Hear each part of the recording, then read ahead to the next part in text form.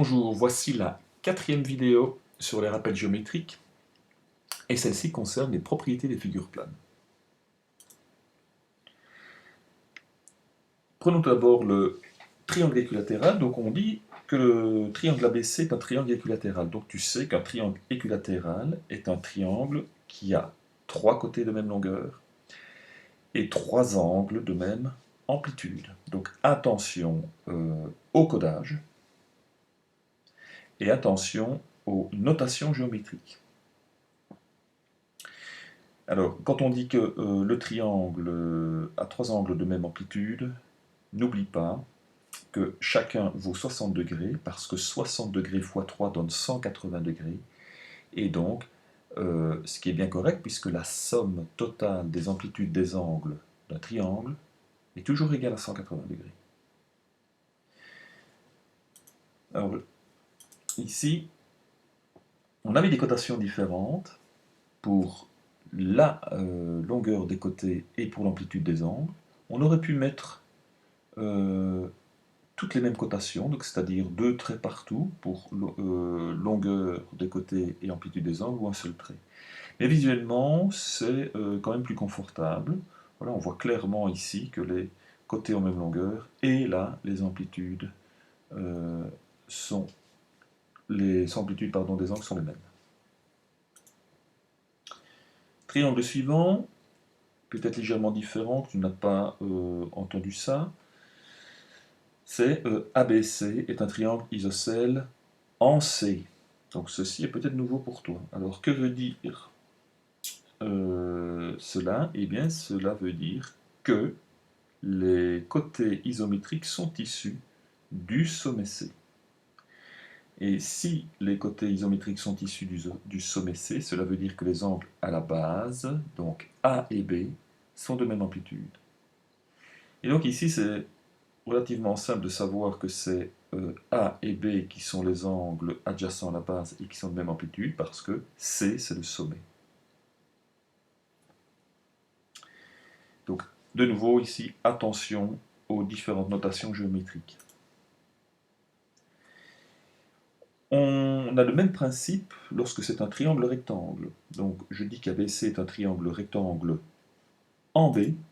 Eh bien, cela veut dire que c'est B qui est l'angle de 90 degrés, qui est l'angle droit.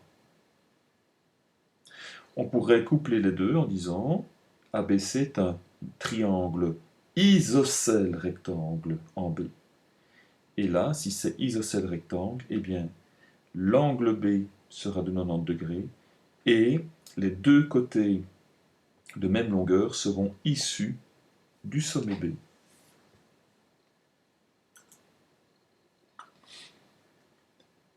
En ce qui concerne le trapèze isocèle, eh bien, tu sais que les deux côtés non parallèles sont isométriques, donc sont de même longueur. Donc on peut mettre la cotation comme ceci. Alors comment est-ce que tu pourrais tracer un trapèze isocèle facilement? Eh bien il suffit de tracer un triangle isocèle et de venir tronquer comme ceci le sommet. Mais attention, cela doit se faire parallèlement à la base, évidemment, du triangle isocèle, puisque les bases d'un trapèze sont parallèles. Alors, les côtés non parallèles sont isométriques, mais ce que l'on a aussi, c'est que les angles à la base sont de même amplitude. Alors attention, il y a deux bases.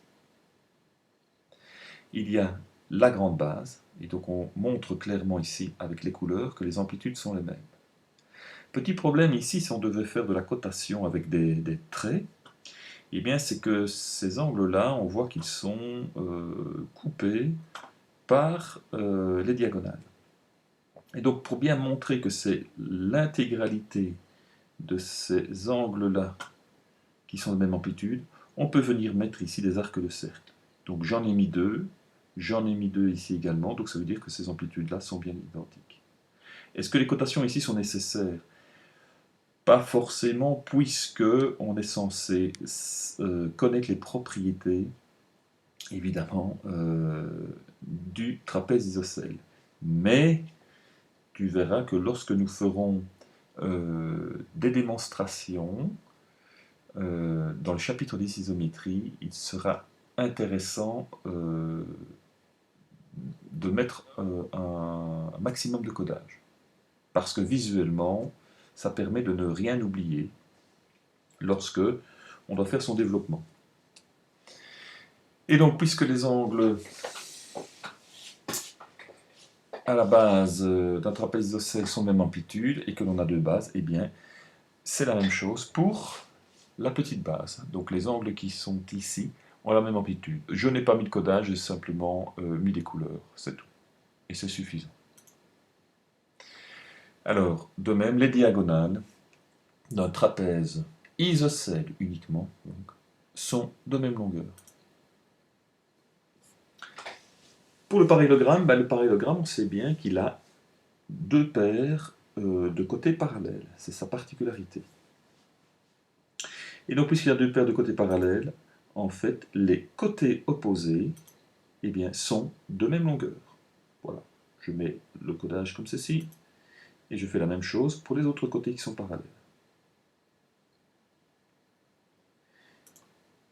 Que sait-on aussi? C'est que les angles opposés sont de même amplitude. Là, de nouveau, je me limite aux couleurs. Alors, pourquoi est-ce que ces angles-là ont même amplitude? En fait, si tu te rappelles les angles, ici nous avons des angles à côté parallèles, 2 à 2, et de sens contraire. Nous allons revoir les angles après, d'accord? Donc pas de tracas à ce niveau-là. Mais, donc voilà, ce sont des angles à côté parallèles et de sens contraire. Donc ils ont même amplitude. En ce qui concerne les diagonales ne sont pas de la même longueur, mais elles se coupent en leur milieu. Donc ici, on peut le montrer avec la cotation, d'accord? J'ai utilisé les triangles, voilà, pour cette diagonale-là.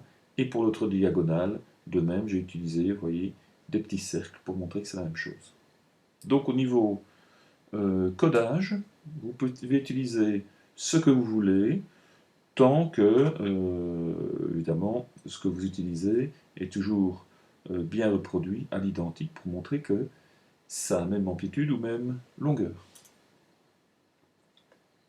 Le losange maintenant, le losange a 4 côtés de même longueur, donc je le code comme ceci. Il a des angles opposés de même amplitude, pour la même raison d'accord que précédemment, c'est que ce sont des angles à côté parallèle 2 à 2 et de sens contraire. N'oublions pas les diagonales dont la particularité est d'être perpendiculaires et de se couper en leur milieu. Donc là, voilà, j'ai utilisé ce codage-ci. Le rectangle, eh bien le rectangle qui est quand même assez connu, il a deux paires de côtés parallèles, comme le parallélogramme, donc les côtés opposés sont de même longueur. Ces diagonales sont de même longueur et se coupent en leur milieu. Et donc ici, je peux très bien mettre la même cotation partout, puisque vu qu'elles sont de même longueur et qu'elles se coupent en leur milieu, eh bien cela va former 4 segments de même longueur. Et le carré, qui en fait reprend la plupart des propriétés de ses prédécesseurs, et bien le carré donc a 4 côtés de même longueur, ses diagonales sont de même longueur et sont perpendiculaires et se coupent en leur milieu. Voilà, cette vidéo est terminée, donc dans la prochaine nous allons revoir les différents types d'angles. Voilà, bonne étude, à bientôt.